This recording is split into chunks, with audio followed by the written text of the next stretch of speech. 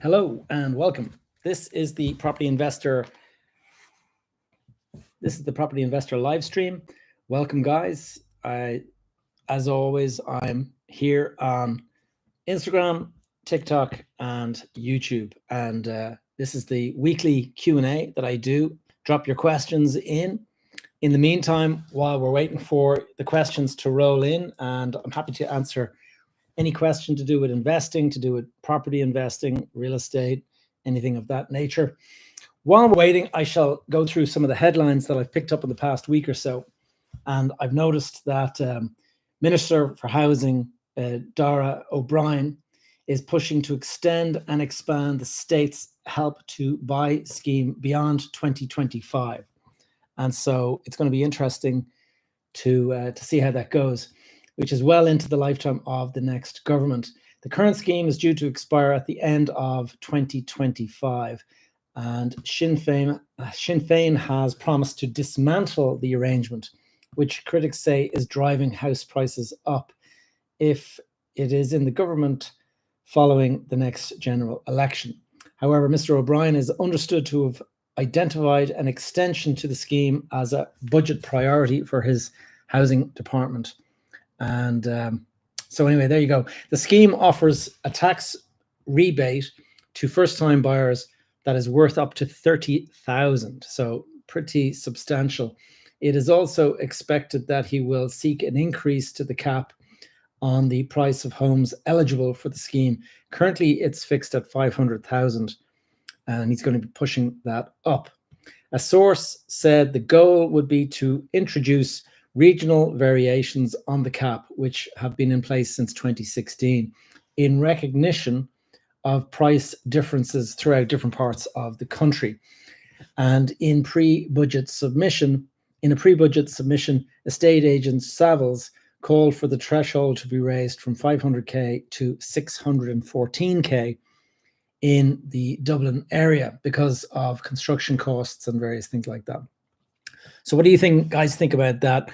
How many of you are actually looking to buy property at the moment? And if you were going to buy it, would you qualify for the first-time buyer's grant?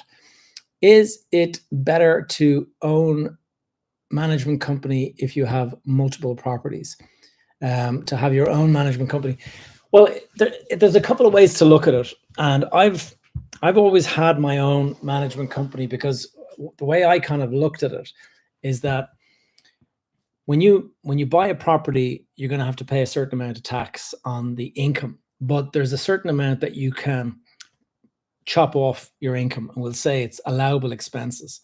And so if you were to take out a property and we'll say you hire a manager to go and collect the rent, to deal with the tenant, to deal with all of the tenant issues that might arise, you're going to have to pay that person maybe 10% of the monthly rent. And that reduces the amount of tax that you have to pay. And that is an allowable expense. So there's various other things like buying furniture and beds and whatever you might do. Getting it decorated, getting it refurbished and things like that. All of that obviously is deductible. But if you are paying some other third-party company, that money could be going to you if you want to look after it yourself. And therefore, it allows you to collect the money yourself as a trade. Now, what some people have is what I did in my case.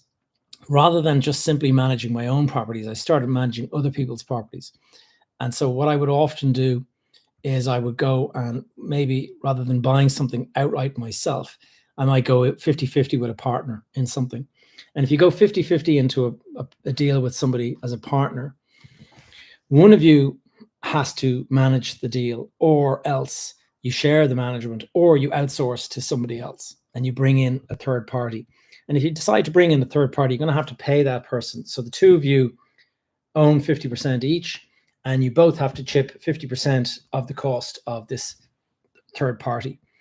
Now, if your partner doesn't want to be involved in the day-to-day management, but will say you have skills in that area, and you say, would it be okay if I manage this process? Or maybe you have to, because maybe you can't find an agent that is doing the type of property that you have or whatever.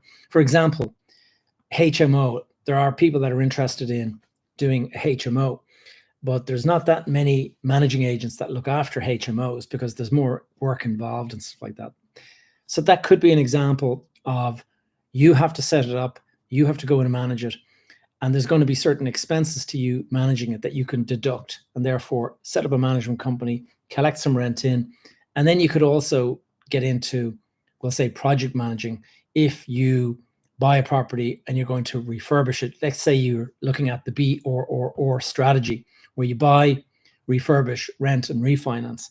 If you were to go and look at that, you might simply say, listen, somebody's got to go and manage the job. Somebody's got to go in there and look after bringing in the trades, organizing the painter, organizing, opening and locking up of the property, all of that stuff.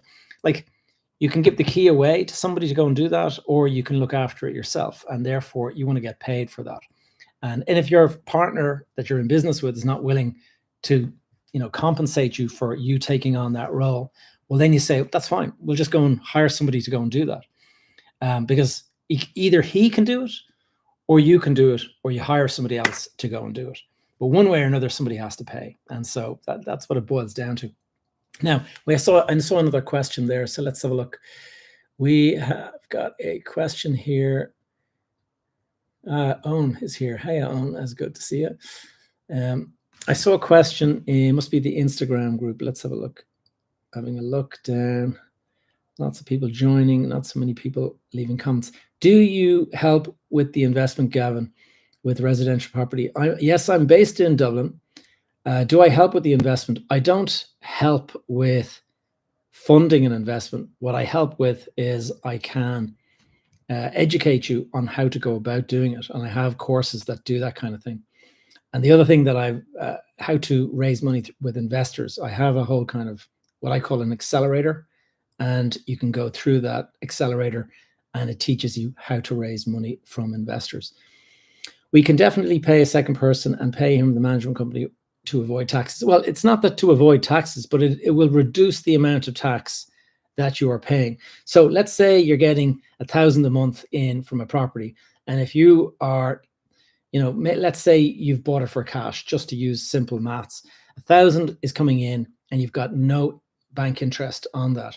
If you're a taxpayer that's paying, the top rate, you're going to have to pay 52% tax on that 1,000 that's coming in. So 520 euro of your 1,000 coming in will be taxable, or will be deducted as tax. And you might be thinking, geez, that's an awful lot of deduction. Can we bring that down in some way? And if you were able to kind of go in and say, look, we pay 200 a month to this company, and they look after everything.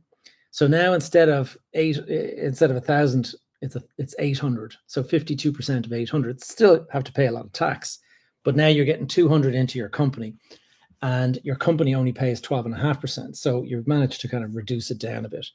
Now there's also things like buying a property in a company. There's pros and cons to that, and a lot of the time where it really makes sense is if you have got a company, let's say you're a plumber or an electrician or something like that, those guys have got cash coming into their business, and maybe there's a surplus of cash coming in. So instead of, if you are a busy guy and you're out there working every day, you might be able to bring in, 150 grand in a year in income from all of the different jobs that you're doing. But you might sort of say to yourself, I only need to pay myself, 60, 70,000 a year in order to survive. And so I can build up a nice big nest egg of savings. And you might say, if I keep them in the company, then I don't have to pay 52% tax on that. And so I have a bigger lump of cash, which makes a lot of sense. And you'll pay 12.5% tax on that lump of cash. And 12.5%, that's what you have to pay, which is not that much tax. Now, if you were to put it into a pension, it would be zero. But maybe you prefer the idea of having direct access, whereas if it's in a pension, it's not as accessible. You cannot dip into pension funds like willy-nilly. What you have to do is you give the money away to a pension trustee, and they manage that money for you. And so if you have an investment, say a property investment that you would like your pension to buy, You go and get all the particulars, and you go and negotiate the deal with, say, the people that are selling it, and you say, my pension is going to be buying this property. And they say, that's okay, no problem. And then after you've agreed the price, and after like the deal is agreed, when you go on sale agreed, then you simply hand it over to the pension, and you say to the pension guys, I'd like you to buy this property. And they'll go through the numbers, and they'll go through all that. And assuming it all checks out, it'll go through. The only rules that the pension funds have is that it can't be in any way associated with you on a personal level. So it has to be completely arm's length transaction. And that means that if you are buying that property from, we'll say, a vehicle, or like say one of your relatives or something like that, that's going to be problematic. If you owned the property and you say, why don't I just sell it to my pension, and I can pay, like my pension can overpay me, so I get a profit over here, that's also not a good idea. They won't accept that. You can't self-trade, basically. So there's various little rules around it, but it is completely tax-free when it's in your pension. But if you go down the road of building up that nest egg in your company, you only pay 12.5%. But if it goes into a property, then the property income that's coming off gets taxed at 25%. And then there's also a surcharge. If you don't distribute surplus income within a year and a half, I think it is, then you actually have to pay a surcharge. And so it can end up kind of complicated. And so don't do the company thing unless you have some advice, because I see people doing it thinking that you'll only have to pay 12.5% tax, but that's not the way it works. When it's property related, that tax becomes 25. And when you don't distribute the income, it becomes the surcharge is added. So I think it goes up to 37.5%. How do you get the cash out of the company? That's a great question. You can pay it out to yourself as a salary, in which case it's 52% tax, or you can pay it out to yourself through your pension, in which case 100% tax-free, but it's not yours to spend. So if you want to do, let's say you decided, I want to go and I want to save up and I want to have a really, really huge pension to take care of me when I'm a bit older, then, and you're disciplined enough to be able to do that, that's a brilliant way to do it. Just park any extra cash you have into your pension. It's completely tax-free. And then you can go and buy a property. You can buy a property, sell a property, make 100,000 profit, 0 tax to pay. Every penny of rent, 0 tax to pay. And you can take a mortgage out in a pension. But mortgages, like the mortgage companies, will only go 50-50. They don't do like the 70% loan to value and things like that. Another question. Do you post informational videos on Instagram too? Yes. If you go to my Instagram, you will find that there are literally dozens of them now, and they're performing quite well lately. So yeah, go over and check that out. Same profile name, Gavin J. Gallagher. I'm self-employed sole trader buying a retail unit. Should I go limited or stay sole trader? Kind of depends what you want to do. Like sole trader, if you have it in a limited company, then you can go down the road of the pension and all that. If you're doing it sole trader, then every penny you earn ends up going into, you're being taxed on it. And so it might make sense. Like there's various things that you need to think about. If you're earning enough, you're going to have to register for VAT. And obviously if you're registered for VAT, then you can do deductions. So if you're buying stuff for your business or whatever, you can obviously deduct the VAT off it and things like that. So there's various reasons, but like I would definitely suggest that you go off and speak to some sort of a tax advisor before you go and make any decisions, because people make assumptions that are based, I'll be able to do this, and they only know just a little bit. I tell you what though, if you get a tax advisor, on my podcast I think maybe a month ago, I had a chap called Brendan Allen on, and he is a tax advisor.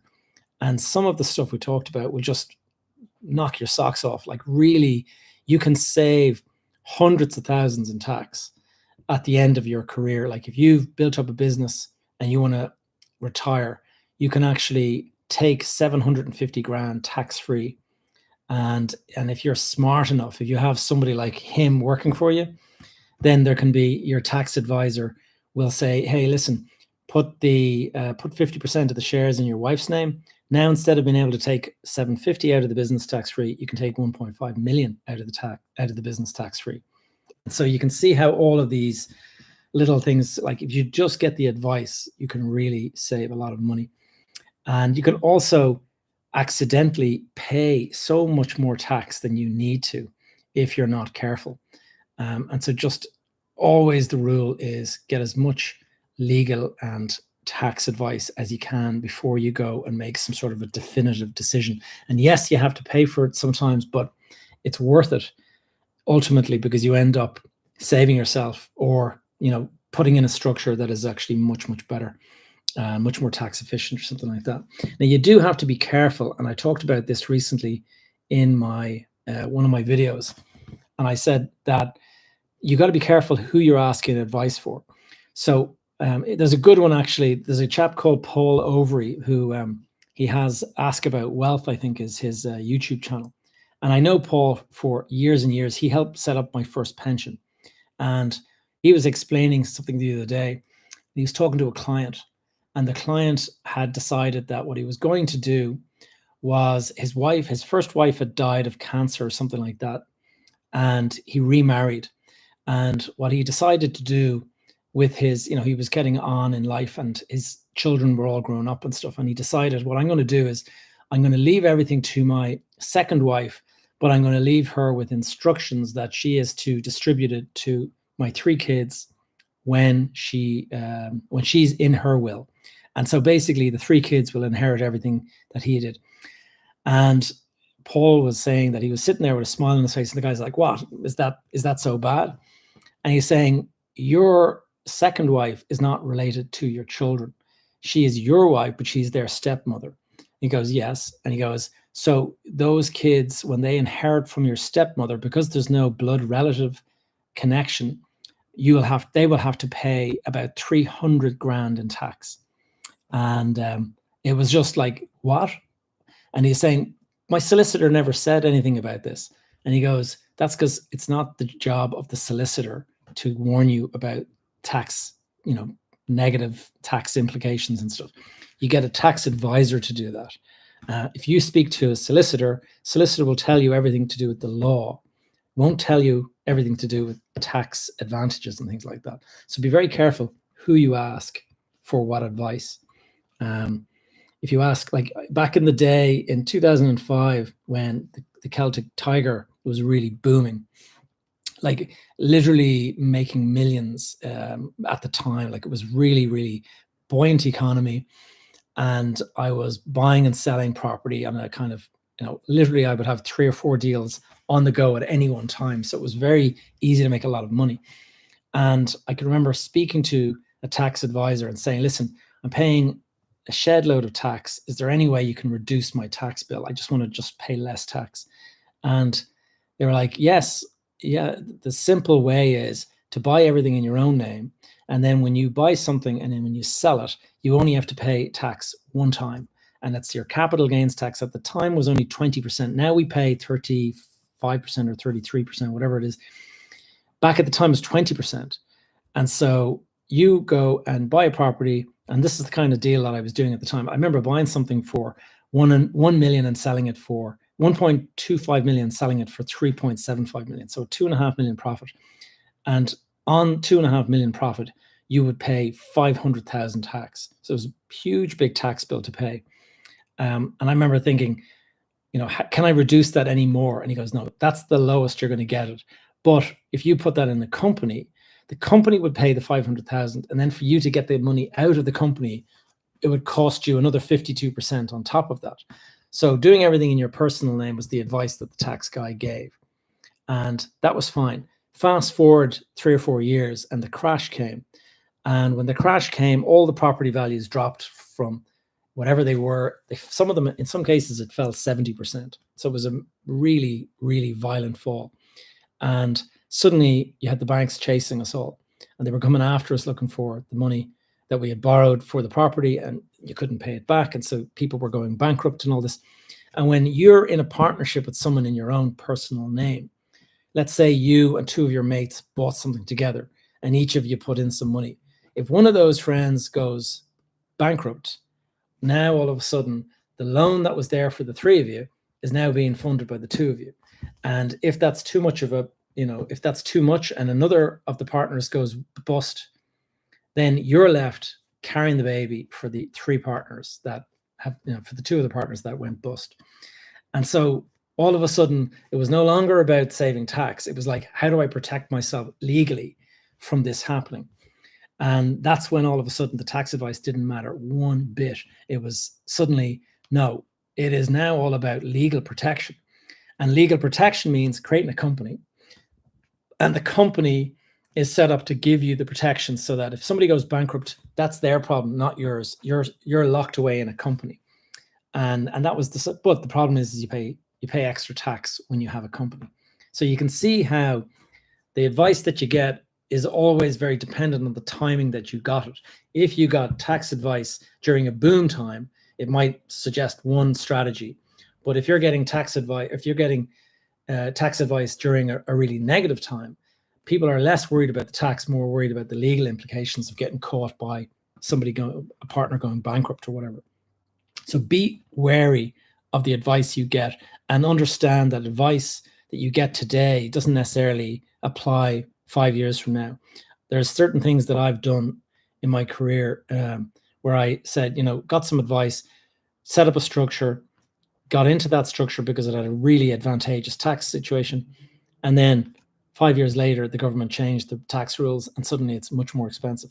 And then 5 years after that, they changed the rule again. And it's like now 3 times more tax than when I set it up. And so suddenly it's a disaster. But at the time, we all thought it was the best thing since sliced bread. So would having not a great credit score in a different country affect my chances of getting a first-time property mortgage in Ireland? I doubt it. It really depends if your wealth is partly tied up in that other country and you need to demonstrate that you have assets in that, then it might come into it. But if you're simply going to a bank and you're saying, I'd like to borrow money, I'd like to get a first-time mortgage, the bank are not going to look outside of the country. I mean, there's a chance they might ask if you are sort of saying that you've only just arrived in. Where it really makes a difference, I think, is depending on your visa as well, your visa situation. If you have a European Union visa, well, then you're fine. You can live in the country. But there's people that are here on work visas and stuff, and the banks are a little bit wary of those because you could literally, your visa might not be renewed and you just up sticks and leave the country and you just say, good luck with your loan there. And that's it, bang, it's gone. And so I think there's a little bit of concern about that. But generally speaking, like for example, I own a property in Spain and I have a mortgage in Spain, and like the mortgage in Spain has absolutely no impact on anything in Ireland whatsoever. And even owning a property in Spain, like I might have a huge amount of equity on that property in Spain, but it doesn't matter to the banks here in Ireland because they can't access that. They see that as, another jurisdiction, another system. For them to even get access to that, they have to go through a legal system they know nothing about. So you'd be looking at speaking to the banks and you'd be speaking to solicitors and you'd be saying, okay, how are we going to get that property? And the Spanish solicitors would be saying, well, we're going to have to do this and this. The banks just don't want to get into that. So they're not going to pay any attention to the stuff that's going on outside of the jurisdiction. Makes sense. Also in Ireland, can we buy property in form of cash? Like not entirely, but a certain percentage. Prefer that. Okay, so I'm going to read between I'm going to read between the lines there. So I think what we're talking about here is the black economy, and that is as it was described to me when I was in Spain, and that is that, and this would be how it was, that there's a certain amount of by the book, and there's a certain amount of black is how it would be described, and that would be, a little bit of, got a scratch on my back there, a bit of cash back left on the desk behind me. And that was how a lot of properties would be transactions would take place. You don't really see any of that here in Ireland that I'm aware of. Like, yes, of course it takes place, but it's not regular. And a lot of solicitors would run a mile from it if they think that this is like, I'll give you an example of why. A solicitor is not going to get involved in a transaction like that because there's too much potential for them to get in trouble. And so a solicitor is not going to risk their license and their livelihood for you to save a few quid on tax or whatever. So it would be between you and the purchaser or the seller of the property. And you could go and say, listen, I'll offer you 100 grand, but I'll also give you 30 grand of cash. And the guy might say, that suits me down to the ground. Fine, let's do that. And so you go to your solicitor and say, I'm buying this property for 100 grand. And he goes to his solicitor and he says, I'm selling the property to that man for 100 grand. And the solicitor says, okay, no problem. Here you go. Here's the thing. Let's do the exchange. Now it comes to me and you, 30 grand. Do I give you the 30 grand now before the property has transacted, or do I give it to you afterwards? Do I trust you to complete the transaction after I've given you the money, or do I hold on to the money thinking to myself, what if he doesn't transact? Like, so you really do have to trust the person. And I can remember going through something similar like that and thinking about this and going, how do I know that I'm going to get paid? So I kind of thought to myself, what I'll do is I'll not transact until I get the money. And then the guy was on the other side of that going, well, how do I know you're going to, complete the deal after you've been paid? Maybe you'll get the money and then you cancel the deal and say, we're not selling. Now it's like, you can see it gets complicated if you start kind of becoming very paranoid about the other person. Builders, I think builders would probably be happy to take, a bit of cash if that's what you're referring to. I don't think agents are going to do it. Like, agents are paid on the basis of a commission. And so I wouldn't say that they're going to get involved in, a bit of cash, paid off the books kind of thing. Hey guys, thank you. You love the podcast. Thank you for that. Anyone, by the way, who's not familiar, I have a podcast called Behind the Facade, and you should check it out. I talk about property every week, and Gavin says, thank you. Okay, thanks, Gavin. So I'm going to go on to some of the TikTok questions. I'm a sole trader buying a retail. Oh yeah, we were talking about that. So did I start my career in property? You seem very business savvy. Okay, I'll tell you what, I'm 30 years in this business, so you do pick up a bit as you go along. I was not business savvy when I started out. I was clueless. What happened to me though, I had a rude awakening, you might say. My dad died at the age of 45 when I was 21. And so when he died, suddenly I was kind of thrown into the family business, and the family business, he was involved in the family business, and suddenly I was involved in the family business at the age of 21. So I was literally clueless, but you learn very fast when you're thrown in the deep end like that. And so I became very interested in how business worked, and I started, studying and reading up and everything. And I just wanted to learn as much as possible because I did not like that feeling of being clueless. My first job, what I did was I finished school and I went into architecture.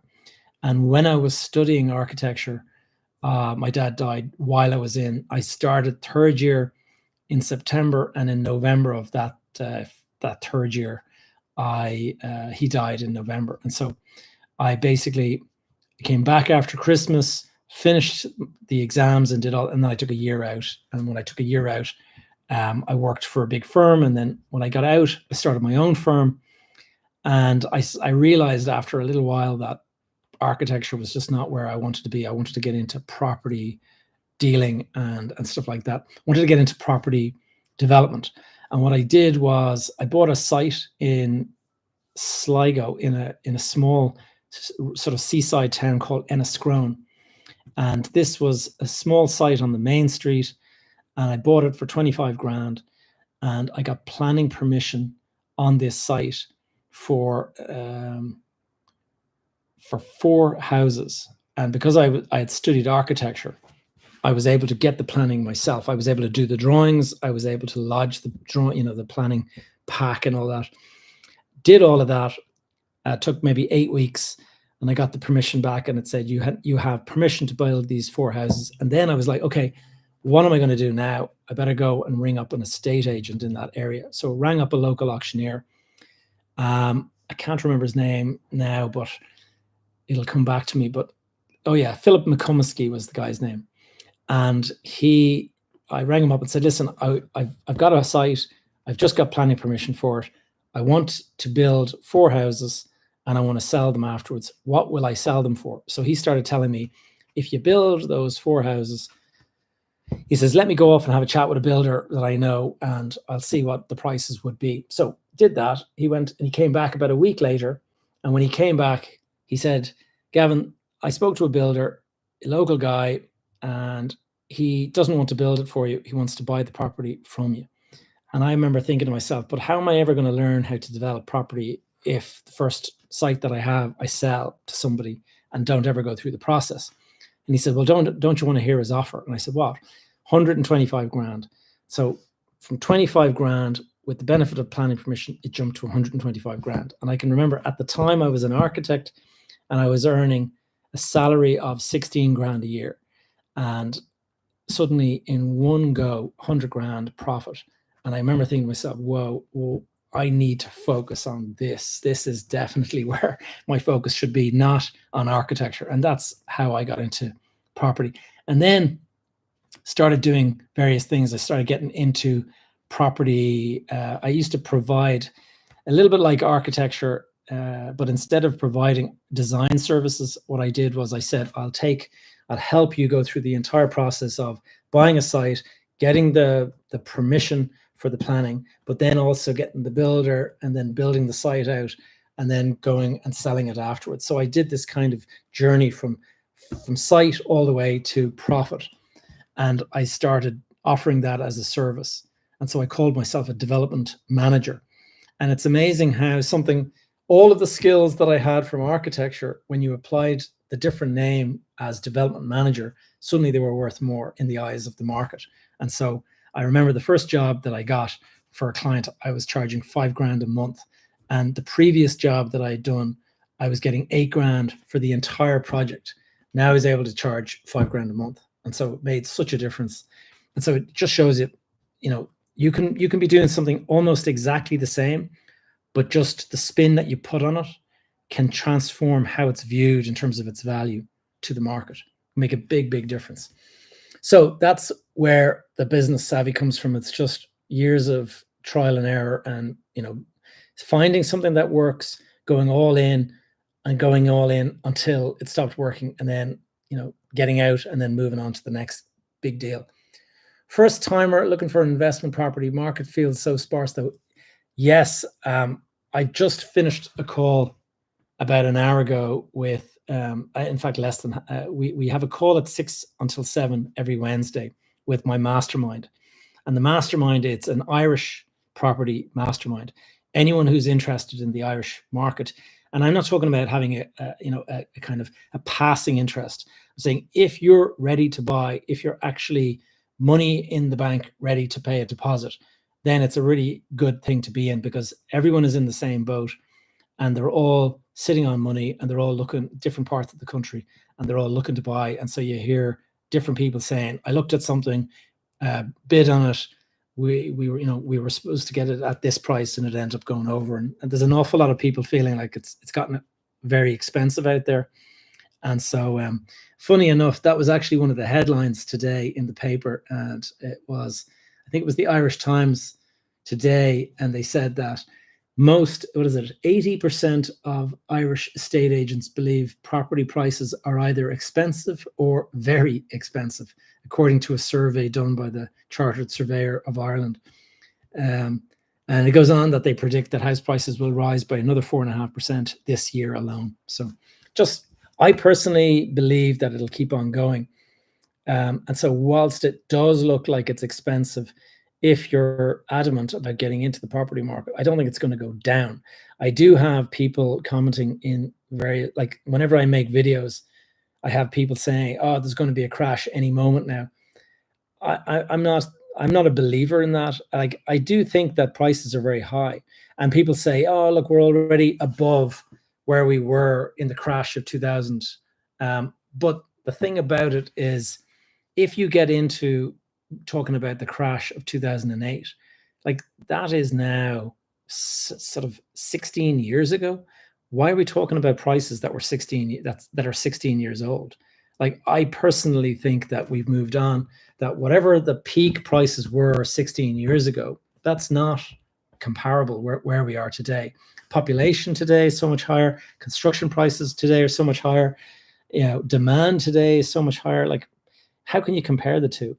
So I don't think it's gonna apply, really. I think prices will continue to rise, whether or not it makes sense or not. Like, from an economic point of view, if you're looking at a deal and you're thinking about investing in a property, you've obviously got to borrow money at a certain rate. You got to pay interest on that money. And so that's a lock. You're going to lock that price. That's going to be a fixed monthly cost. If you're going fixed, it might be variable, in which case you might see some downward pressure in the next, or it might start drifting down, which will be welcome in the next year or two. But you're looking at the property, you're looking at the rents you're getting in.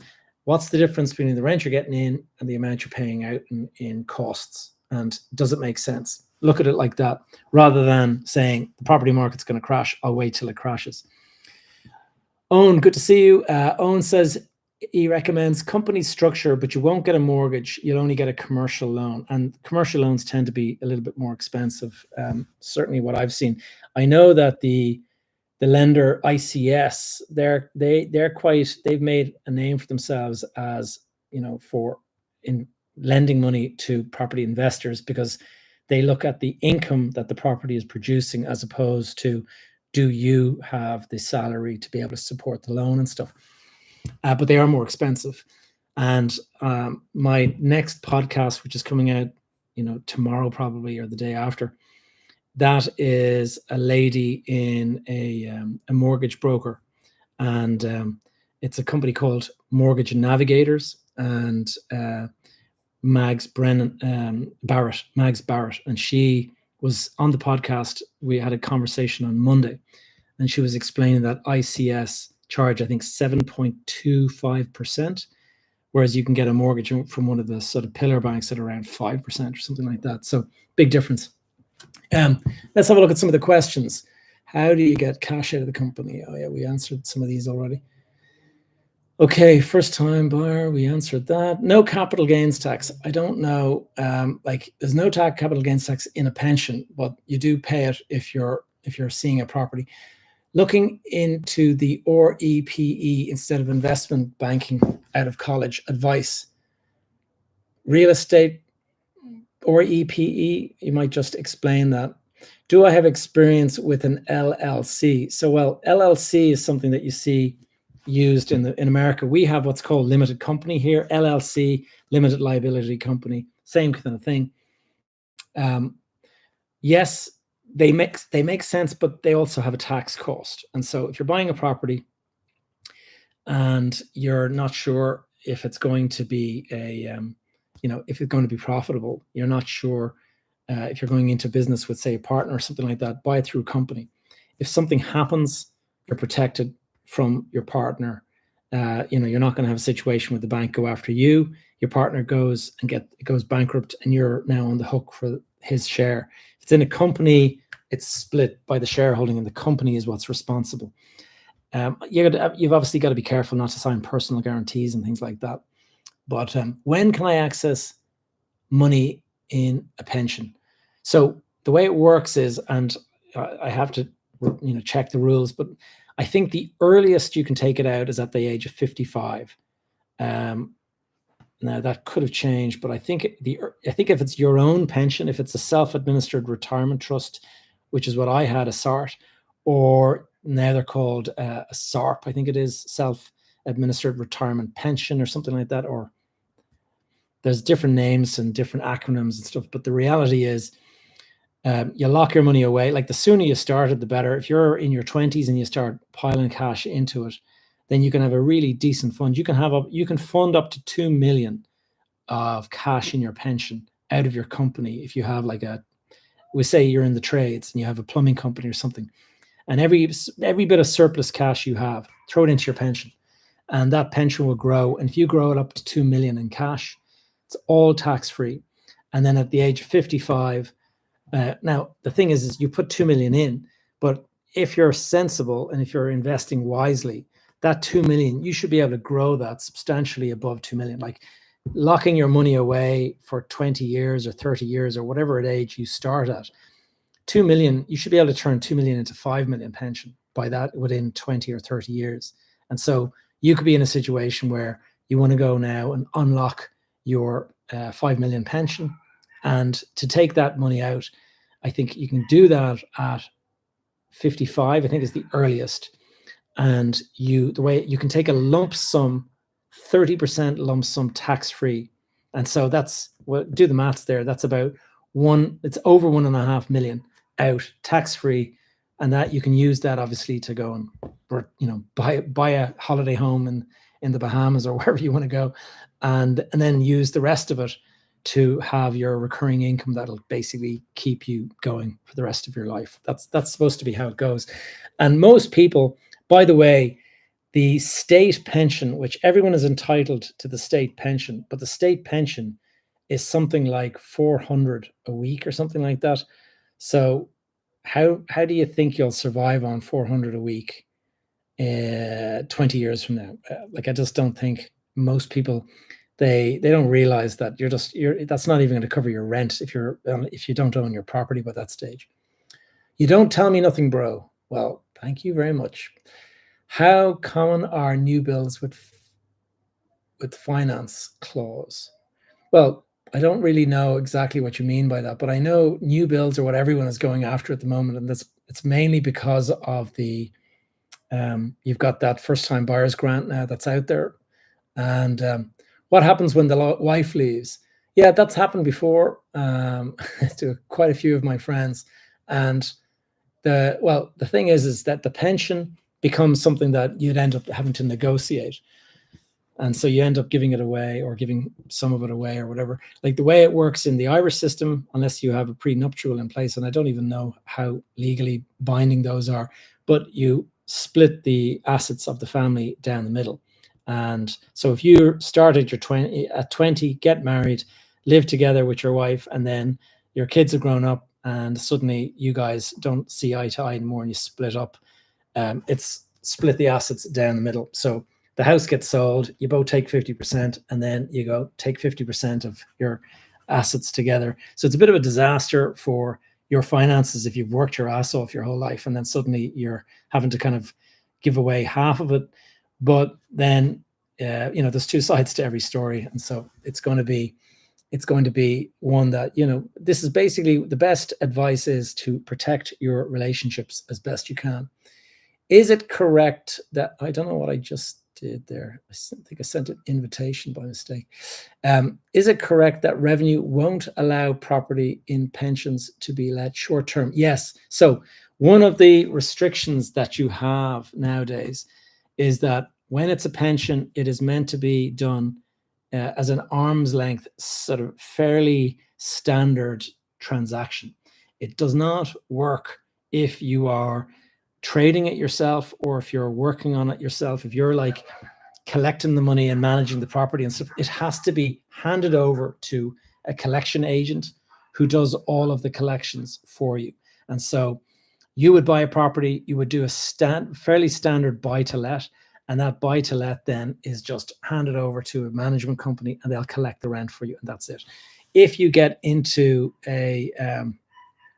some other, we'll say HMO or something, pensions won't touch that because it is a little bit too messy. Now, there may be ways around it. If you can find, we'll say, a single tenant, and this is one of the areas that I've seen working, is that instead of it being a standard HMO where you are the landlord and you're renting it to, we'll say, 6 or 8 individuals that are paying you for the rooms in your house, instead you find a company, we'll say a contractor, that is trying to bring in laborers to go and work on some of the projects that they're getting.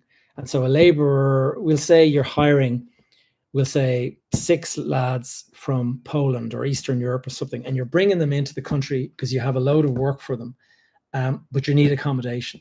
and you're saying, I can't bring these guys in unless they have accommodation. So what's happening is contractors are going out saying, you have that house there with 6 rooms, I'll take all 6 rooms for you, and we'll pay you the rate that you'd be getting from each individual tenant, but we'll just simply pay you one check every month. That's an attractive way to do it. And that may be a way to overcome the problem with the pension, because the pension are looking for it to be a straightforward transaction. And if you could do that, hand it over to an estate agent, so the estate agent is the one managing the collection of that rent, then I suspect that that would actually get through their rules and stuff. Yeah, so Airbnb and stuff, that is problematic. And also nowadays, Airbnb is a bit of a difficult one anyway, because there's various restrictions around it. You have to be very careful that you're not in a rent pressure zone, because they won't allow that stuff. Love your content and the pod. Oh, thank you, Brian. Going on down. Any more questions, you guys? I'll just keep scrolling down until I find the next one. 50K in the bank. What would the best property to buy to rent out? Commercial. All right. There is, you can hear the dogs in the background. Sorry about that. There's a lot of nuance to that question. Like, I can't just answer one simple answer, because with 50K in the bank, it's not going to go that far, to be honest. The reality is that commercial property can be a really, really lucrative way to do it. I tell you what I'm going to do, guys. I'm just going to close that window. One second.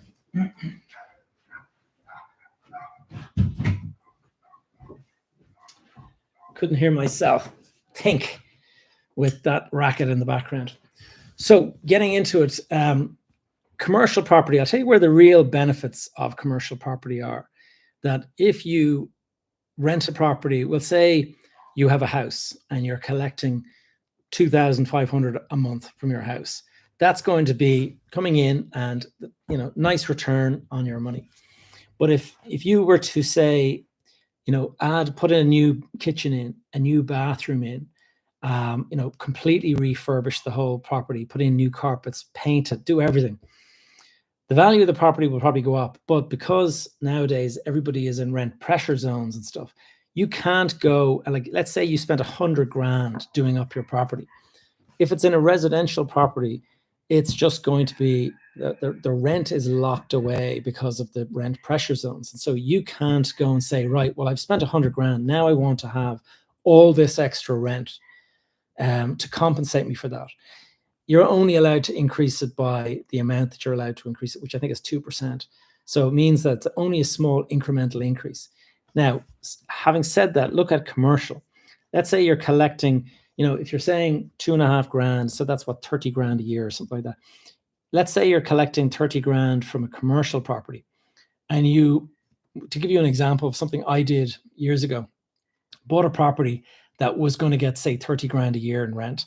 And instead of, it was a big unit, and because it's a big unit, you'd only get like a low amount of rent per square foot. And what I did instead was I got planning permission to split it into 3 units.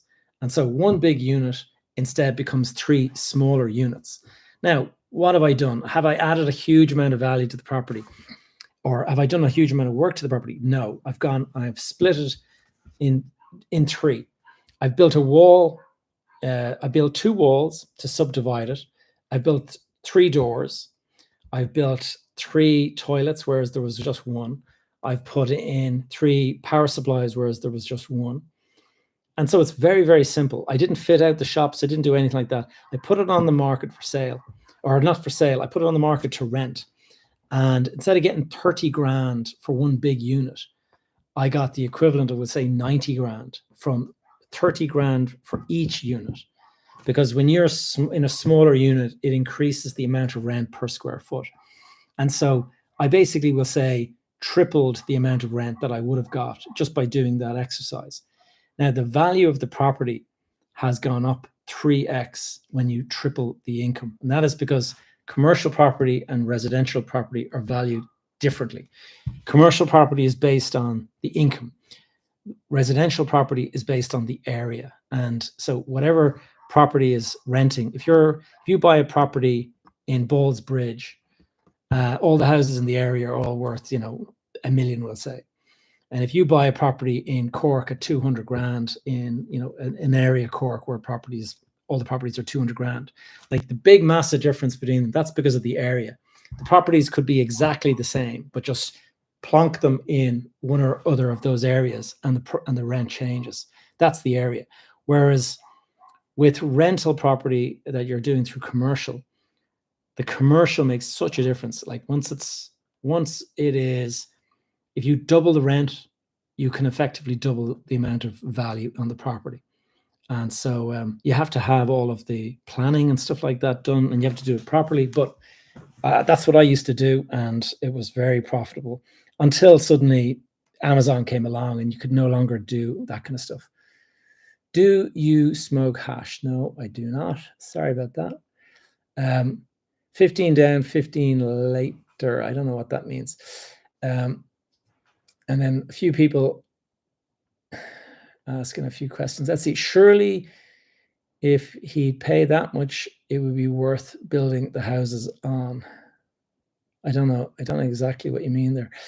Single first-time buyer in Ireland, what can I avail of grant-wise? So there's a couple of options. There's, if you're doing, you know, the first-time buyer, well, it was even mentioned in the paper earlier today, and what they were saying was, or was it was a few days ago maybe, but they were saying that the first-time buyers grant now, it's going to be extended.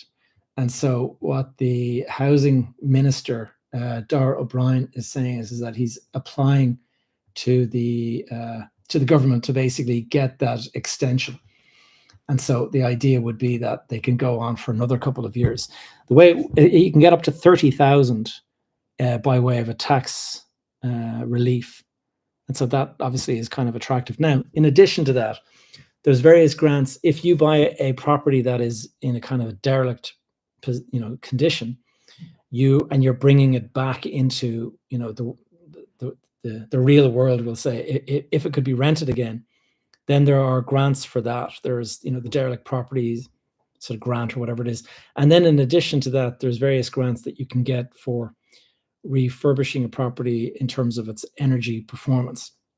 So if you're able to get a property, you know, that we have what's known as the BER, which is the Building Energy Certificate, Building Energy Rating Cert here in Ireland. It's called the EPC in the UK, the Energy Performance Cert.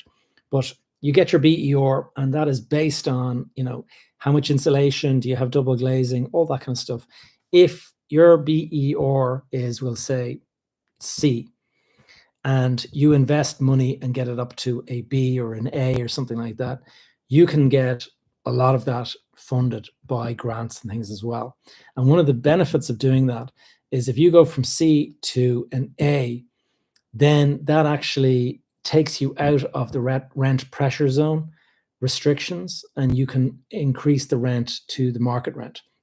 So what people have found is that, let's say you buy a property in a rent pressure zone and the previous landlord was one of these very kind of generous people who wasn't really watching the ball, and they had somebody living in the property. This happened to me.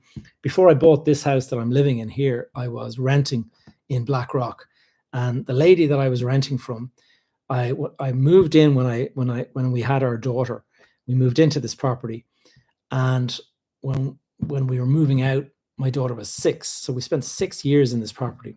And in that period of time, she never increased the rent 1 cent in 6 years. So we were very lucky. We had a very generous landlord. She didn't feel like hitting us with a rental increase every year and all that. And so we were the beneficiaries of that. Now she goes and puts that property on the market for sale, and somebody buys it, and they're saying, look at all these houses around. These are, you know, they're all, we'll say, 2,500 a month or something like that. And let's say I was only paying £2,000 a month.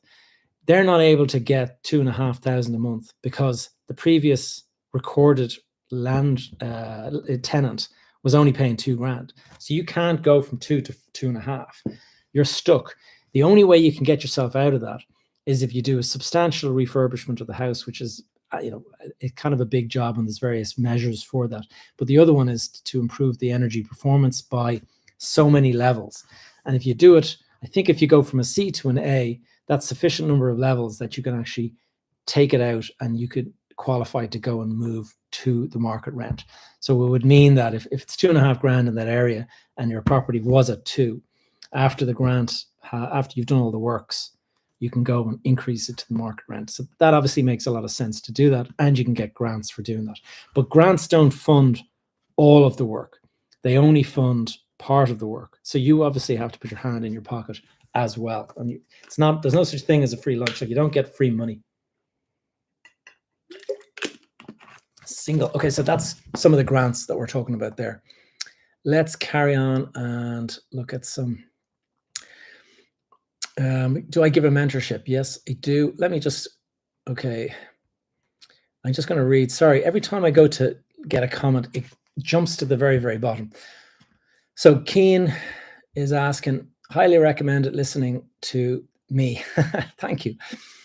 Thank you very much, Keen, Cosgrove Property. And it's funny, whenever I do an hour, it always tells me that I have to go and, basically start again.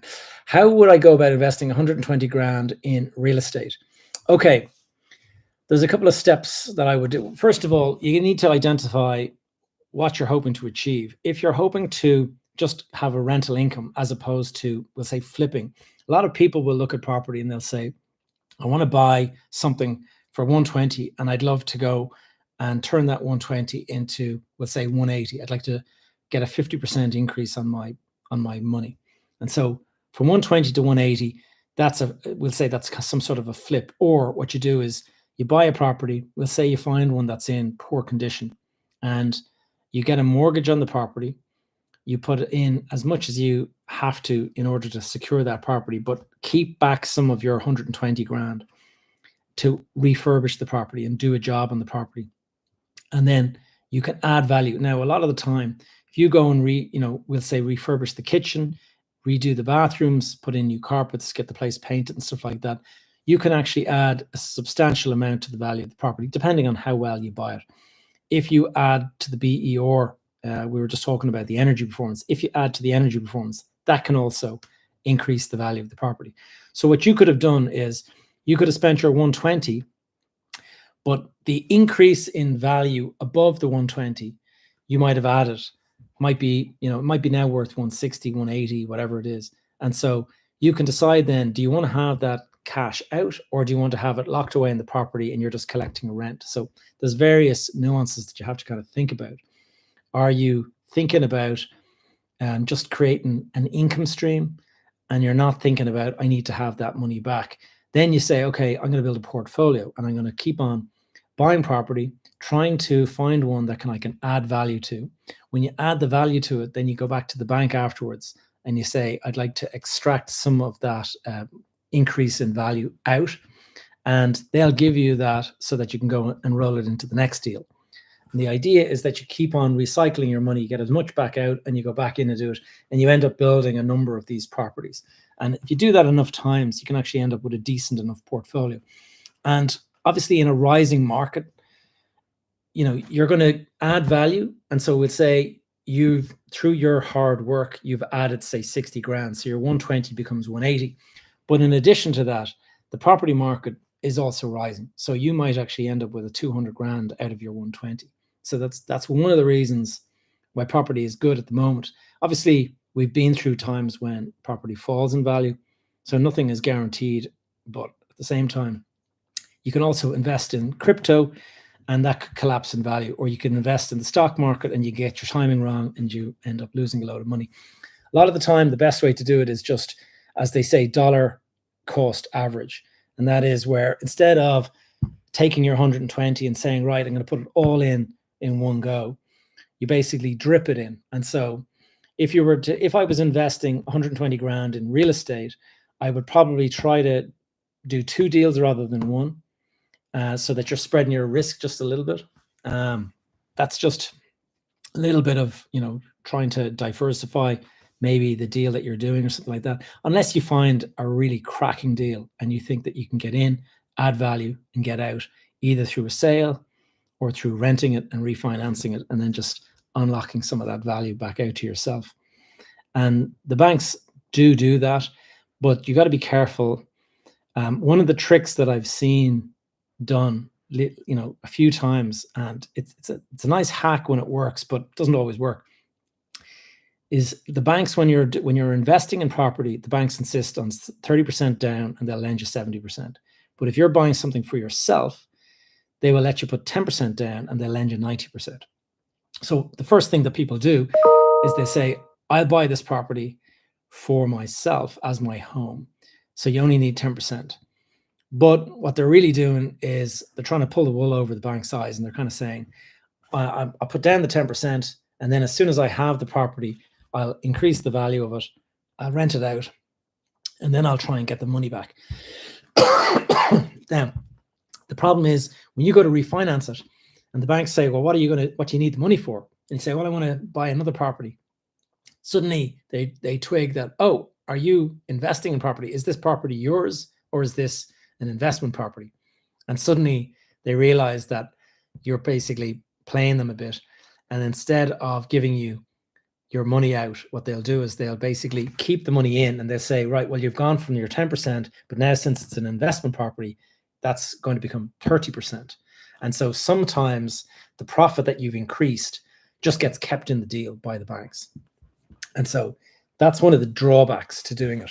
Now, if you can raise the 30%, then it's better. But the people that are kind of stretched and finding it hard to do that, that is one of the things that I'm seeing guys trying to do. Not that I'm recommending it, because anything that involves hoodwinking somebody, hoodwinking anybody is never a good idea, because it can come back to bite you.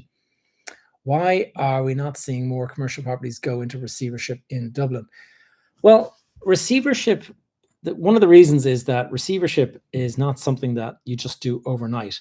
Like, the way it works with the banks is that they give you so much, if you've been borrowing money from the banks and you have built up a relationship with the banks, usually they don't just say, right, that's it, you're out, and appoint a receiver.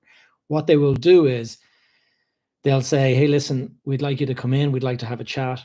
And they'll be looking at the property and they'll be saying, the values have fallen.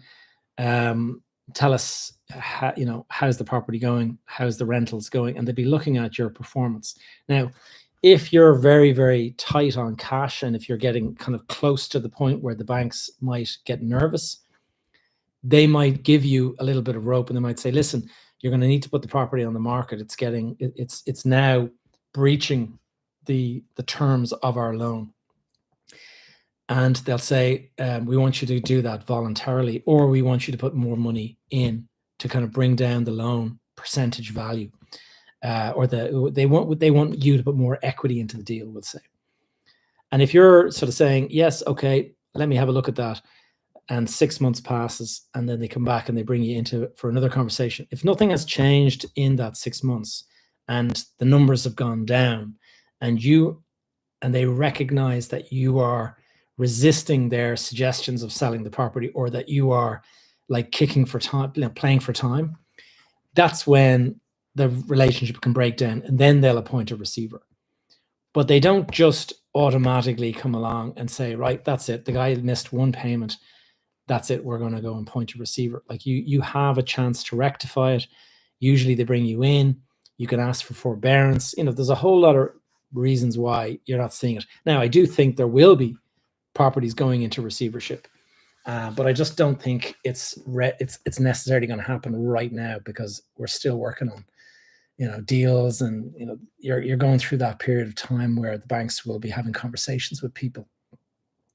I was told 55 as well. Yeah, we were talking about the different loan, when you can extract your money out of a pension. Can you put rental income into a pension? Yes, you can, if you're non-resident. Well, now that's one. I don't know much about non-resident rules. You see, the thing is, a pension is usually something that you set up if you have a company that is trading. And so let's say you're a plumber, let's say you're a contractor, let's say you have some sort of a property company or something like that. You're earning money, and the profits that you're earning, you can just throw that into a pension and you can buy a property. If you are living abroad, then it's going to be maybe a historical pension that you had before you moved abroad or something like that. I don't know about that, but I mean, there are certain rules around, like the pension. They will not let you borrow more than 50% of the value. Like, so you have to have 50% of whatever you're buying. You need 50% of the cash, and you might be able to borrow 50% more. But you could just lock that away and then just be collecting the rent. But you need to put it into the hands of an agent, a collection agent. They won't let you collect it yourself. Can you give an overview of my mentorship program? Okay, I have a couple of different options. I have, for the people that are only just beginning, I have a program called Foundations. And Foundations is really just, it's like an on-demand course that you go, and I take you through a whole curriculum on how the property market works, how to value property, how to do all that kind of stuff. That's for people that are starting out. For people then that are further down the road, we'll say you already own a couple of properties and you're thinking of, we'll say, scaling that, and you want to buy multiple properties and you want to build a portfolio.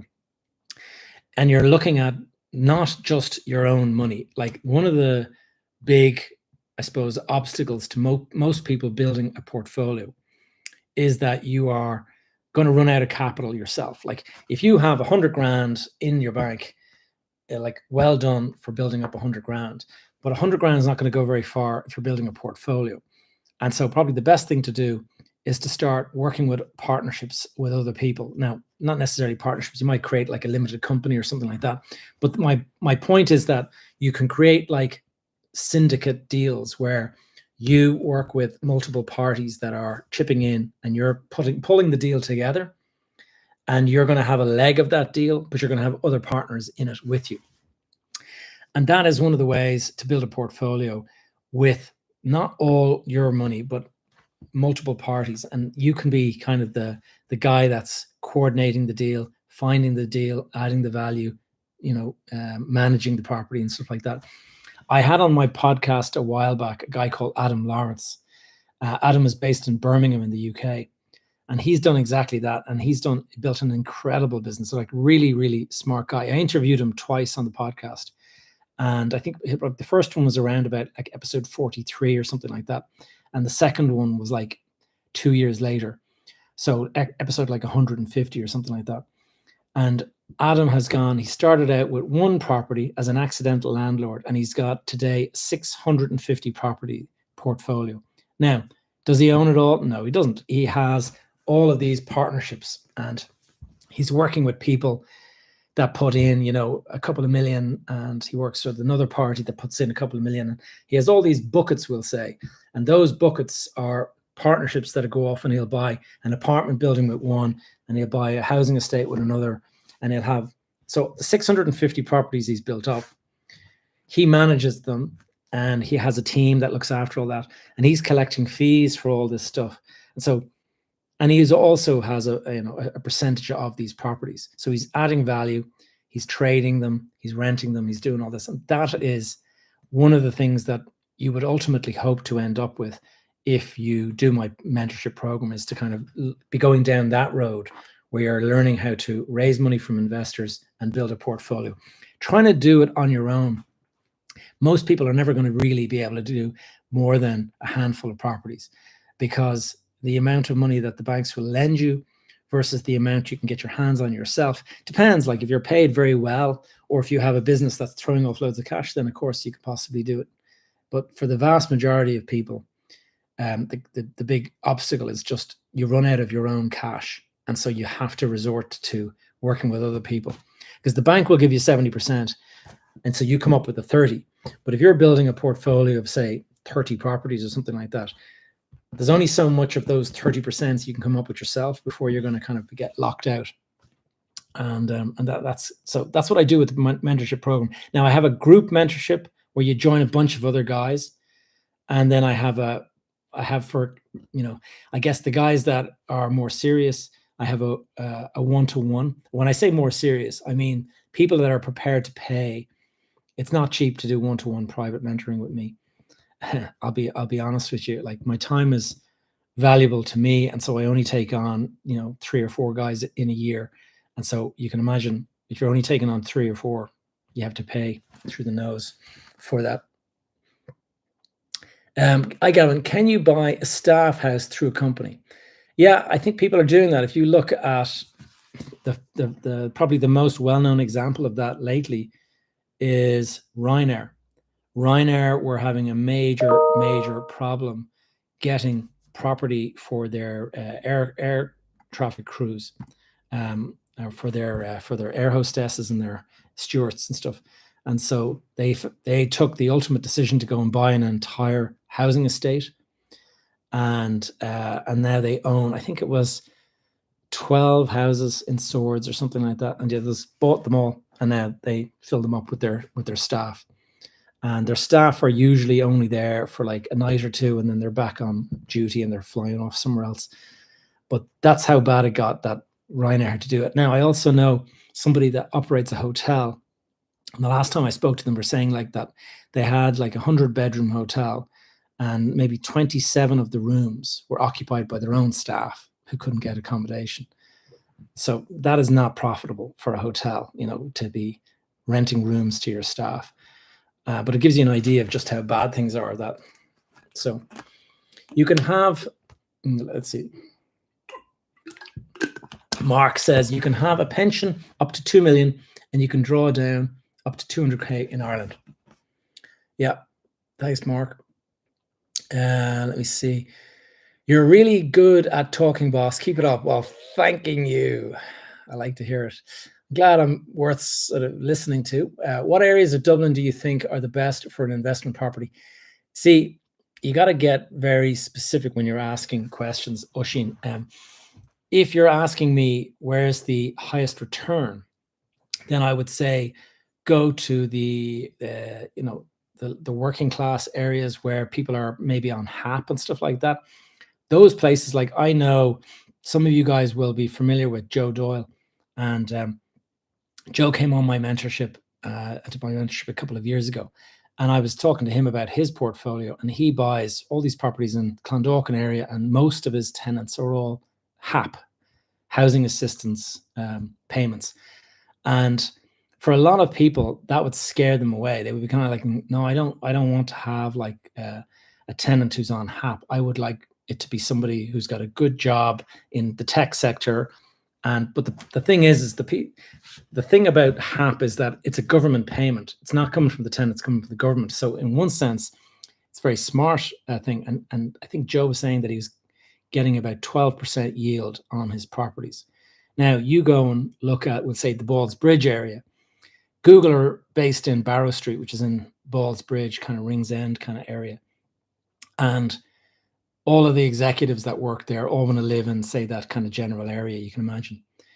But if you were to buy a property in that area, the cost of the property is so much that you're probably looking at maybe 3 or 4% yield return on your investment. And that is because as an investor, you're bidding against owner occupiers. You're bidding against people that want to buy this property for their home. And the people that are buying this property for their home, they have the money to go and bid. And if you look at I was looking at the Business Post there, and they were talking about how there's just such wealth in the country now that people are paying 7 and 8 million for a property. And there's examples of these properties, like every page of the property section lately has got, houses for 2 million, 4 million, 7 million. And these are being bought by people and they're just moving into them. So it could be an example. So when we talk about what property is a good area for investment, like that's where we're getting into is, are you looking for a high return, like 12% in the Dublin area? Then you're going to have to go and start looking at those kind of areas. And some people would be nervous about going into an area where there might be crime and drugs and stuff. But then I remember speaking to Joe, and he said, listen, I grew up in this area. It doesn't bother me at all. Like, I know a lot of the tenants that are moving into my properties. And so for him, this doesn't phase him one bit. But if you were a person who was new to that kind of thing, and you were going in and you're kind of like going in to speak to somebody about, paying you, that would be perhaps difficult for some people. And so this is the thing, you have to kind of know where you're comfortable.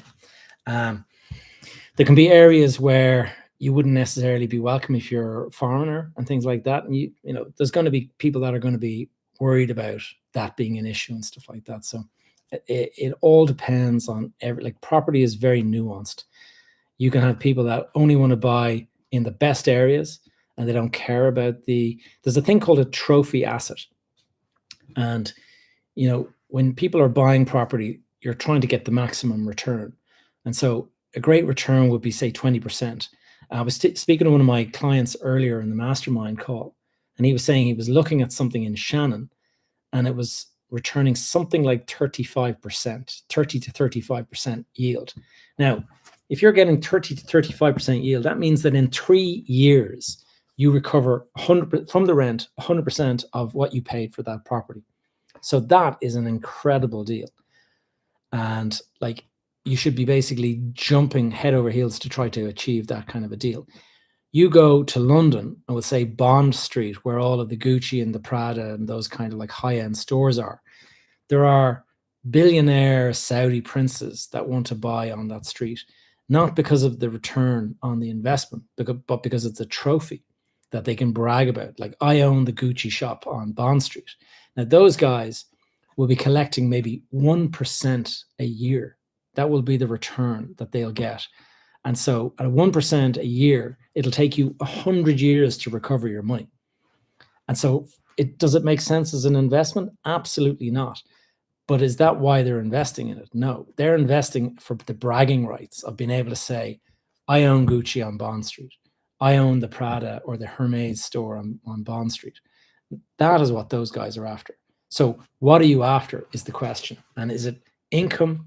Is it capital growth? A lot of the time, income and capital growth are disconnected. So if you're looking at an area where you're going to get like a 12% yield or something, a lot of the time you won't see massive capital growth in that area. But if you go to, let's say, a really high-end area like Shrewsbury Road or Aylesbury Road, like the property prices there are 20 million and stuff. And you'd be thinking, my God, like, what would you rent that for? You wouldn't rent it for. The people who buy that are billionaires and millionaires, and they're buying it because it's their home and they want that statement. They're not looking at it as an investment. They're just simply, they have all this cash and that's what they're looking to do. And that's the way these guys look at it. You go to an area like that and buy something for 20 million. The likelihood is if you decide to sell it in a couple of years' time, you might sell it for 27 million, because the guys that are looking to buy it, they have the cash, and there's only so many opportunities in a lifetime to buy a property on that street. So it is seen as a real, you know, if only one property comes up every 3 or 4 years and you've got 2 or 3 people bidding for that property, and they're guys with very deep pockets that are, we'll say maybe they've sold their company and they've got like millions in the bank, and they have their one opportunity to buy on that street that they've always thought about since they were a child. And suddenly you go, okay, I'm going to bid on this property. You can see how it would easily creep up and you'd end up with millions being paid for a property, and it just keeps on bidding. And it's how deep are the pockets of the person you're bidding against. You might be lucky. You might be bidding against Elon Musk. So you're not going to be so lucky, you know. Can you give some advice on how rent to rent works in Ireland? Yes, Cian. Well, rent to rent is the concept is simple enough. And you go up to somebody who is renting a property, and you just say to them, listen, you want $2,000 a month for this property.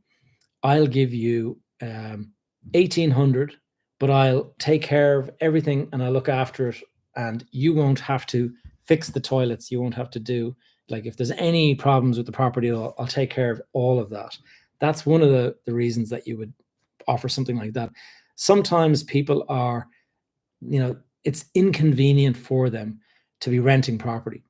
They are looking at property and they're kind of saying, God, it's so much hassle. I have to go and register with the RTB, and I got to go do this, and I got to do that, and I got to make sure that all of the tenants are paying their rent on time. And then the guy's going to call me about the problem with the toilet or the furniture or what, and they're thinking that this is a lot of headaches for them. You come along and say, listen, I'll take the property off your hands. I'll manage all of that. And I'll give you, how much do you want? $2,000 a month. If I gave you 1,800 a month for the next, 2 years, and you'll have none of the hassle. Does that sound like a good deal? They might say, absolutely, sounds like a great deal. And you turn, okay, but I need you to give me permission to go and sublet this property. And like, what do you mean by that? Well, I want to go and list it on Airbnb, or I want to go and list it as HMO.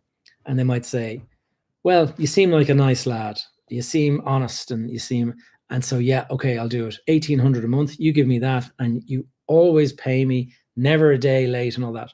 You agree that person has just given you this at 1,800. You might be able to go and put it on Airbnb and get 1,000 every weekend in the summer or something like that. So suddenly you're getting $4,000 for something that you're paying 1,800 a month for. You're getting $4,000 a month in the summer months. Maybe that falls off a little bit after the summer when the tourist season drops off a bit, but you can still usually get a little bit of extra rent for it.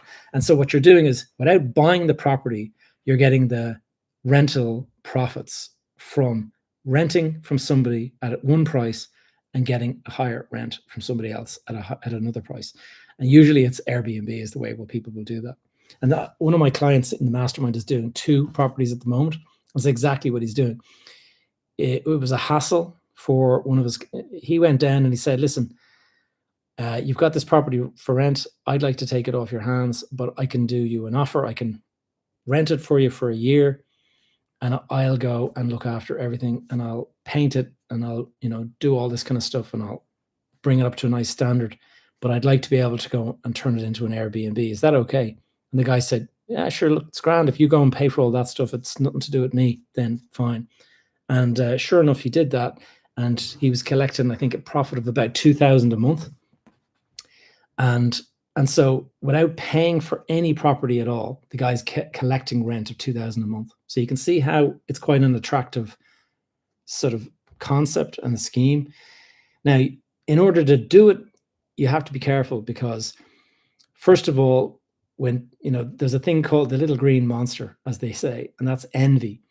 And if you're clearly making a fortune on somebody else, like somebody's charging you 1,800 a month and you're clearly pulling in $4,000 a month, that can work on the brain of the landlord that you're renting from, and they suddenly turn around and say, I'm canceling that deal. I don't want, I want you out because I'd like to get that extra money. So you have to be very sort of subtle about it. You do not want to create this perception that you're cleaning up, because that can definitely impact the guy's attitude towards you.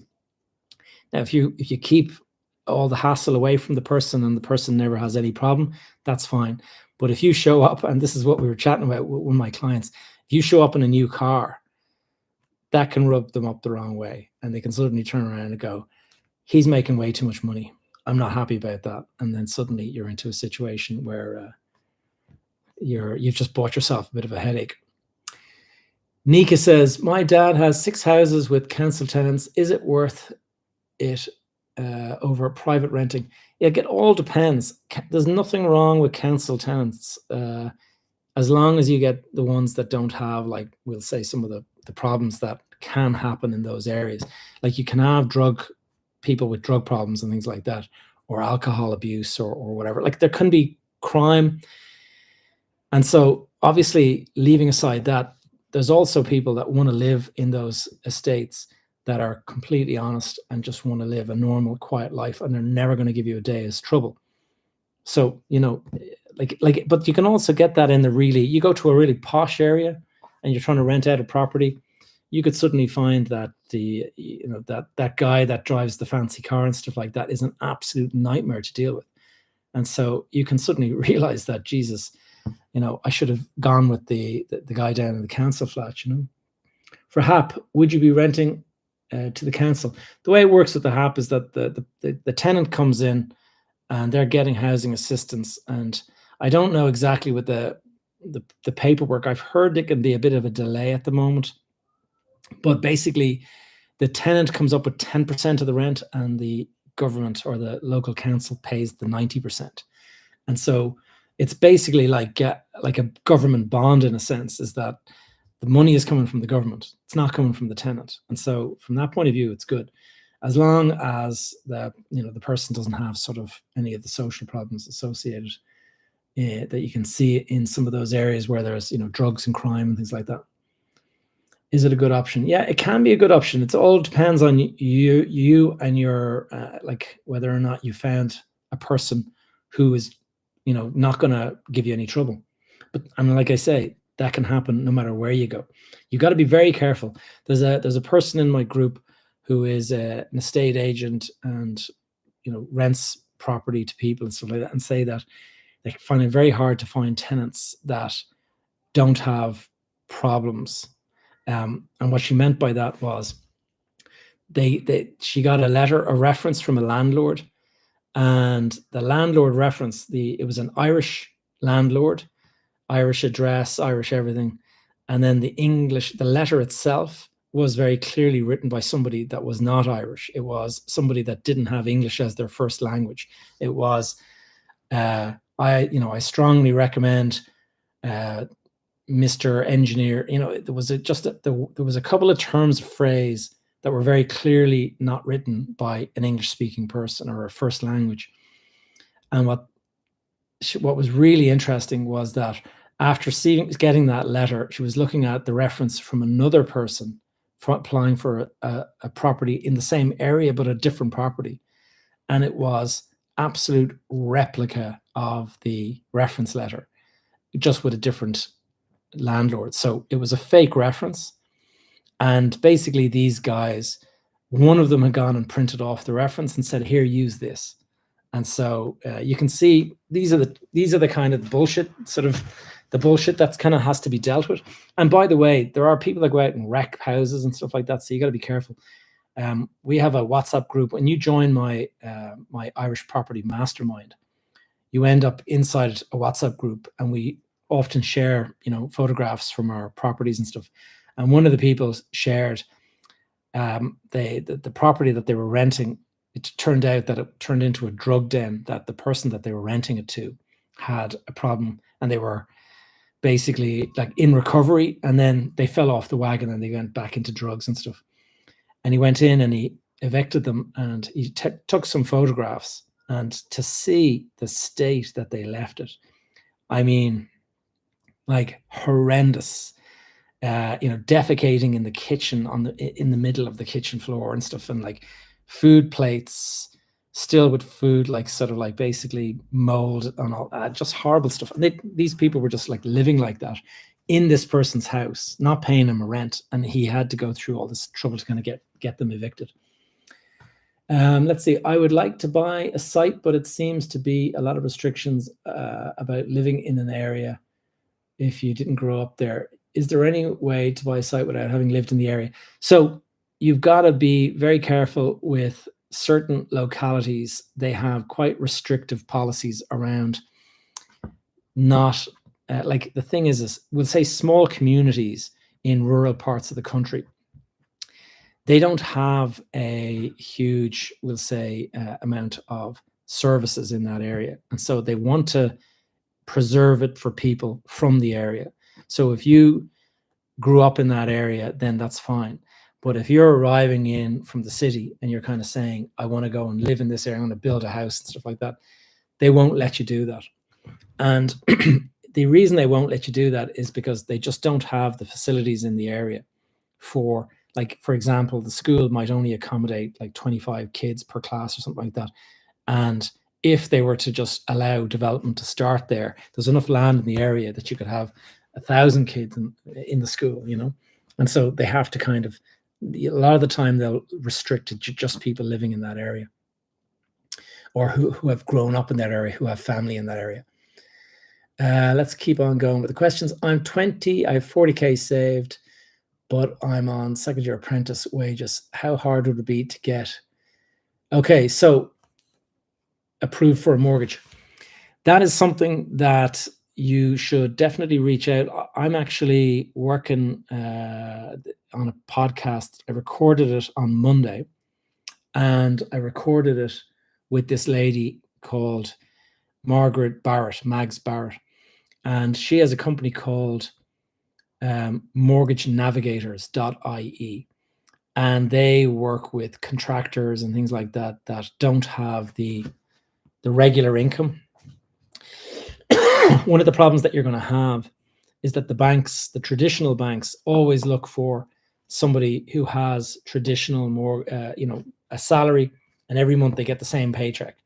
Whereas when you are an apprentice or something like that, you're making good money, but you're not making the same amount every single month sometimes, because it all depends on the work that you've gotten and stuff.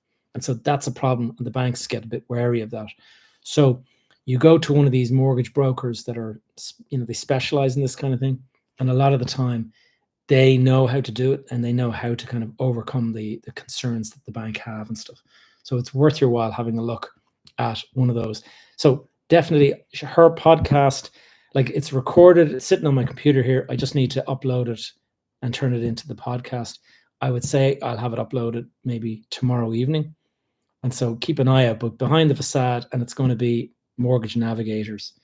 And that lady is worth chatting to. We had a good old conversation about it. Is stamp duty 1% or 7.5% on a buy-to-let on residential? So it's 1% for residential property, and it's 7.5% on commercial property, to the best of my knowledge. I have a question here. Love the live chats. If you plan to have circa 3 rental properties, would you recommend setting up a limited company? If you set one up, could you buy house through a company pension? So there's kind of 2 things that you're talking about there that don't necessarily, like, if you're say looking at buying a couple of properties, the limited company is a way to go for sure, because you can build up a reserve of cash probably quicker in the company than you can in your personal name. If you're going to do it in a pension, that's slightly different. It's not necessarily connected. A pension is usually associated with a trading company. Now, a company that owns property isn't a trading company. The tax on rental income is different to the tax on trading income. So if you have a company, let's say a factory that makes widgets, the tax rate is 12.5%. If you're a plumber or an electrician and you're providing services through a company and clients are paying you, that's only 12.5% tax. But if you put the profits that you have for that into buying property, the rental income from the property is going to be taxed at 25%, because it's not trading income, it's property income, and that is seen as that's treated differently by the tax people. And so that's something to bear in mind. And also, if you don't distribute the income that's coming in from property within 18 months, you can't let it build up. If you let it build up, then they charge it a surcharge of an additional 12.5%, I think it is, on top of it for not distributing it. Now, what do they mean by distribute? You've got to pay it out to yourself as a salary kind of a thing, in which case you would pay 52%. So you can see how it's not necessarily, like, one of the benefits are that you can offset some of the expenses and stuff, but there's pros and cons to all of these things. You have to be a little bit careful about how you do it. Currently, sites with full planning permission are going for big money. Do you think it's worth it to buy them if the figures stack up, or would you recommend taking a site through planning and taking the planning risk?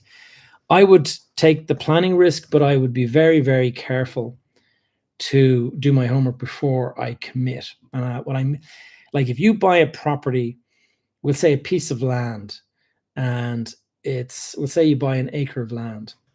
An acre of land in, we'll say, some parts of Dublin, you will probably be required to build up to 25 or 26 units on that land. Actually, an acre, about 26 units, we'll say.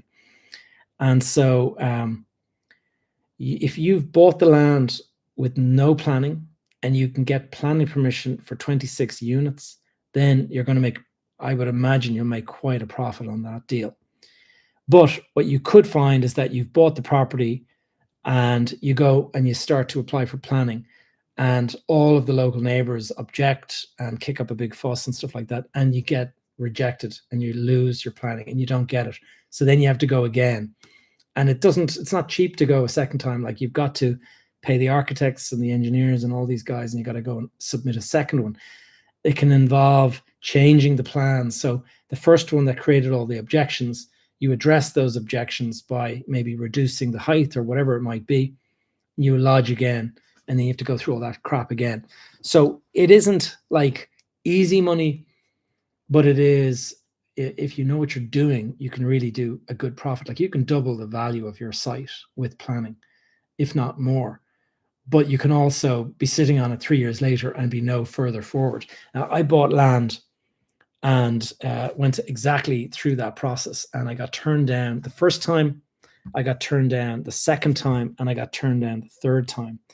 And actually, no, the third time I got the permission. But the problem is that every time I went to, address the objections of all of the neighbors that were kicking up a fuss, every time I addressed it, it meant that I was reducing the profitability of my scheme, because I started out with like a 5-story office building that I wanted to build, and they all kicked up a fuss. So I said, okay, we'll go back with a 3-story, and they kicked up a fuss. And I ended up going back with basically a conversion of the existing building that was like an old house or something. And I can remember looking at this going, well, we've got our permission now, but the deal doesn't make any sense any longer. Like, we don't want to build this now because there's no money in building what we got the permission for. And so I think you got to be careful. You got to make sure you've done your homework and that there's a real point to it. I'm a real wealth of information. Well, thank you. Thank you very much. I hope I'm not wasting people's time chatting away here. So let's go on to some of the questions in TikTok. I see here, somebody's approved for, yeah, we were looking at that, getting approved. So 4 times your annual income is the amount you can borrow as a first-time buyer. Yeah, that's right, 4 times. And I think if you're moving, I think it's only 3.5 times. Does the rent pressure zone affect commercial rent prices? No, it's only residential. Up we go. I'm signed up for your school. Oh yes, so school is, I have a free community. For those of you who might be interested, I have a free community, School, SKOOL, and it's basically a little community. You go in there, you can ask questions and stuff, and I'll usually answer them. But I also put links to my podcast and the various videos I'm putting out and stuff like that. So School, if you go into School and then go into search, just search Elite Property. That's my business. I call it Elite Property. Any good books to read on property investing that isn't so tied to US specifics? Yeah, well, there's a lot of guys that put property books out there. I'm actually working on one myself at the moment, which I hope to put out like maybe later in the year. But there's a couple of books from the UK that I'm aware of. There's a guy called Kevin MacDonald. I brought him on the podcast, I guess maybe 3 years ago now. Kevin it's a good while, but he has a book in the UK called No Money Down Investing. And so Kevin basically he's based in the UK, but he's an Irish guy. And Kevin went and found a way to negotiate deals where he puts no money into the deal, and he somehow manages to convince the guy to sell him the property with no money down and pay him back over a period of time, or to do some sort of a lease or whatever. There's different structures you can use. So it's worth looking at that. That's one. Do you hold your money and assets in a trust? No, I don't bother with that. And there's various reasons why people will do that. But if you go and put your money in a trust, like one of the things I mentioned earlier that I went and put my money in a structure years ago, and I put it in the structure because it was a very sensible thing at the time. The tax rate was really low for this particular structure, which is kind of like a trust structure. Made loads of sense. Went ahead, did it, and then 5 years later, the tax treatment was changed for that structure. Suddenly you're like, hold on, now I'm paying like twice the tax. And then they went and changed it again. And now I pay more tax in that structure than I would if I just kept it in my own name all along. And so, you know, after so many years, you kind of regret it. And so you've got to be careful about, you know, people can be way too smart and they can kind of say, you know what I'm going to do? I'm going to go and create like this offshore structure and it's going to lend money to this and I'm going to buy that. And you create this whole thing. And then the law changes and suddenly all that money is spent on that advice and stuff just goes out the window. But the other thing is it costs money to set up these structures. And like my pension, for example, when I set my pension up, I remember initially I think I might have put 40 grand or something like that into my pension. And I thought to myself, okay, I'll just park that there for now and I'll just sort of see how it goes as I get used to having the pension trust. And at the end of the year, first year, they charge you a percentage for managing, for basically being the trustee of your trust. And I think it was 1,250 is the fee that they charge plus VAT. And so it works out about like whatever with the VAT on, it's maybe 1,700 or something like that. And so your 40 grand is now 38 grand after year one. And then year two, it's down to 36 grand. So like unless you're making money, just it's sitting there is costing you money. And so you got to be careful not to set up a trust just for the purpose of avoiding tax, but actually to be an active investor. Can you buy? Okay, I've seen some of these already. How much should I increase the rent just for laughs? Yeah, you get yourself in the papers pretty quickly. I saw somebody there recently. There was an article today in the paper, and they were talking about how some Brazilian students or something like that were being scammed by another tenant, and anyway, the landlord basically managed to just get off without getting basically blamed for the whole episode. But you know, landlords can get a fairly raw deal a lot of the time. So you really got to be careful nowadays getting into property. Here it is: renters scammed out of more than 20,000, and there were 12 cases of accommodation fraud reported to the Gardaí last month alone. So in July. With the victims scammed out of more than 20,000. Garda have issued warnings to people to be wary of rental scams, particularly at this time of year when students are returning to college.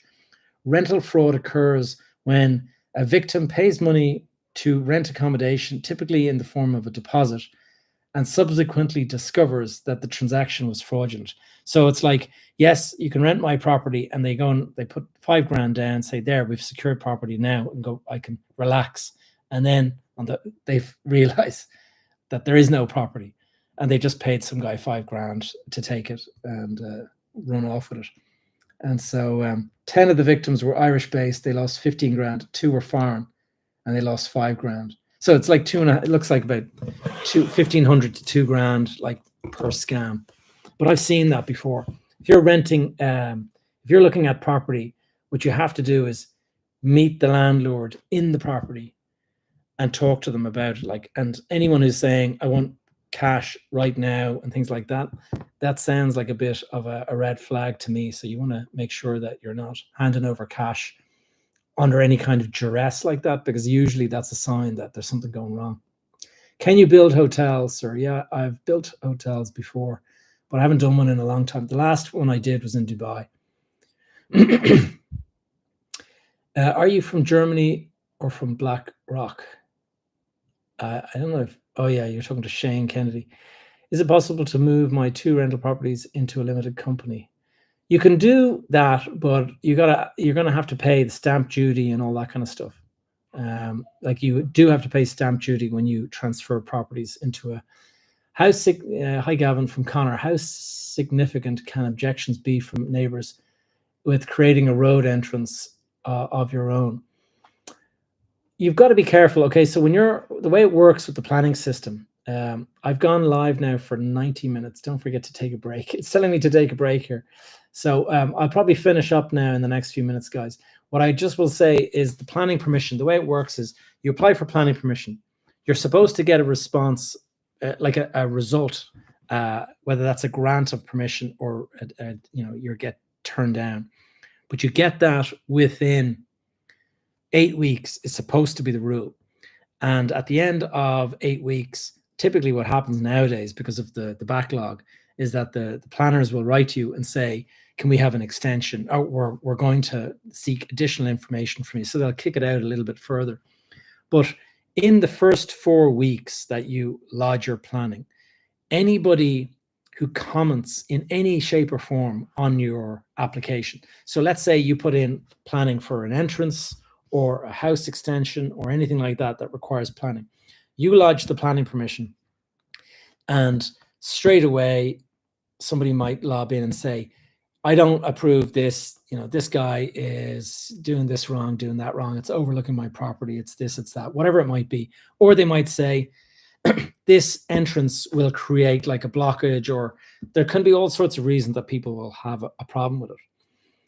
If they make a comment in the first 4 weeks, that gives them the right to appeal. If the planners end up granting permission, what happens is that your person that lived next door to you that actually sent in the letter objecting, because they did it in the first 4 weeks, they have a right now to appeal the decision. And so that means that it goes off to An Bord Pleanála. And An Bord Pleanála is the appeals board. The way that works is that it's no longer in the hands of the local authority and you and this objector. The case is sent to An Bord Pleanála and they'll have a look at it. And at the end of, it can take up to 9 months. This is the problem with that system, is that they'll come back and they'll say, the person who made the objection, complete bullshit, has no right. Or they might say, yes, we think the person is right. And so you can find that even though you were granted your permission by the local authority, An Bord Pleanála can overturn it. Or they might say, yes, you're absolutely right, the planning authority were right to do that in the first place, in which case it goes ahead. But you can lose up to 9 months in that. If you don't get anyone making any observations or comments or anything in the first 4 weeks, then usually it means that you're home free. And when you get your permission, that's it. You don't have to worry about it being appealed or anything. And so that's the way you want to kind of leave it, All right, there's a couple of final questions. I'm gonna wind it up now, guys. So I've an 8-bed doing 40,000 per annum with no debt. How can I grow a portfolio from this? Well, if you've got no debt and you're pulling 40 grand out, that 40K is going to finance a loan from another bank, or from a bank. And so what you could do is go to the bank. First of all, 40K with no debt. How much, do you have any savings? You can take the savings that you have, plus you can take the fact that you own that property, and you can basically raise an amount of money and go and do it again and hopefully add some value. I mean, an 8-bed is most likely going to be kind of a HMO type operation. A lot of people doing HMOs because they pay quite well, but you do have to be careful, because at some point in the future, they'll probably regulate HMOs, and so you're going to be careful. How do you see the economy in the next year? I do see the economy continuing to go the way it's going. I see interest rates coming down, and therefore the pressure will be back on property prices, because when people see that the mortgage rates are going down, they can now afford more, and so they'll start bidding on properties again. That's my view anyway. Guys, I've been on for nearly 2 hours now, so I'm going to wind it up. What is a HMO? A HMO is a house of multiple occupancy. And I've done a whole podcast on it, so check my podcast, Behind the Facade. But I talked about it, I broke it all down, I explained everything. But house of multiple occupancy is basically, or multiple occupants. You take a 4-bedroom house, and instead of renting it to a family who wants a 4-bedroom house, you go and you rent the 4 bedrooms individually out. And so you go and, let's say students come in, and the student comes in and you say, I'd like to rent the bedroom upstairs. You say, that's 800 a month. And you pay the 800 and you got no other headaches. It's just 800 a month. Then you get the other bedroom, 800 a month, the other one, 800, the other one, 800. So instead of collecting, we'll say 2 grand a month, you're now collecting 800 from 4 people. So do the maths, like that's 3,200 or whatever. Now, in addition to that, the living room downstairs, you can turn that into a bedroom as well. and maybe put an ensuite into it or something, so it becomes like a little apartment. Maybe get 800 from that as well. So that is traditionally what a HMO is. So there you go, guys. Hope you enjoyed it. Gotta go now. I got kids downstairs that want to say goodnight and all that. So catch you all very soon. Thank you. Let me hitting end. Take care, guys.